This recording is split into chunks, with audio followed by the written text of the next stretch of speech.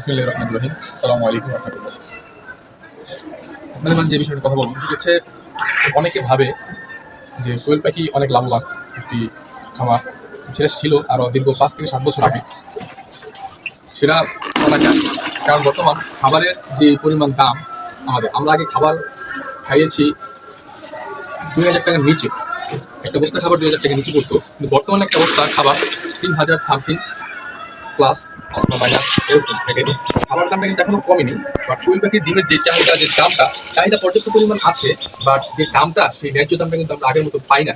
সেই কারণে আমাদের কোয়েল খামারি জগতে যারা আছি, বা বিশেষ করে আমি বা আমাদের যারা আছে নারায়ণগঞ্জ বা পুরো বাংলাদেশ, আমরা অনেকটা বিপদের ভিতর রয়েছি। কারণ অতিরিক্ত লাভ যে বিষয়টা, সেটা বের করতে অনেক অনেক কষ্ট হয়ে যায়।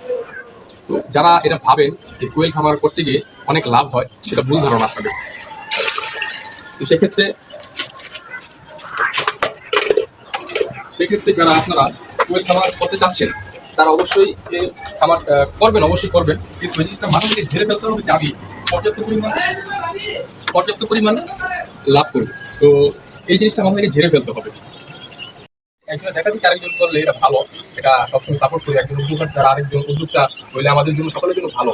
কিন্তু বিষয়টা দাঁড়িয়ে গেছে এরকম ভাবে যে আমাদের যে খামার যারা করি, যে খাবারের যে দামগুলা যদি একটু কমানো হয়, তাহলে আমাদের জন্য খুবই সুবিধা হয়। তো আমাদের যে খাবারের দামটা, সেটা ওই একই জায়গায় রয়ে যায়। সেই কারণে আমাদের ডিমের দামটা কমে যায় ঠিকই, কিন্তু খাবারের দামটা না কমার কারণে আমাদের লাভটা আমরা বের করতে পারছি না।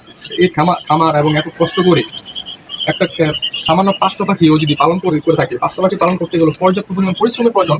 প্রচুর পরিমাণ পরিশ্রম, খাবার, ওষুধ খরচ মিলিয়ে আমাদেরকে পোষায় না।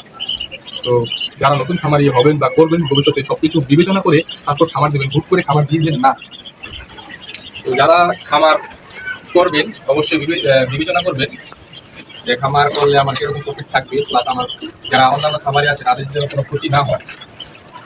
ঠিক আছে, সেই দিকটা বিবেচনা করে রাখবেন। বিবেচনা করে তারপর খামার জগতে আগাবেন। সবাই ভালো থাকবেন। আমার আল্লাহ তাআলা যেন আমাদেরকে বারাকা দান করে। আসসালামু আলাইকুম।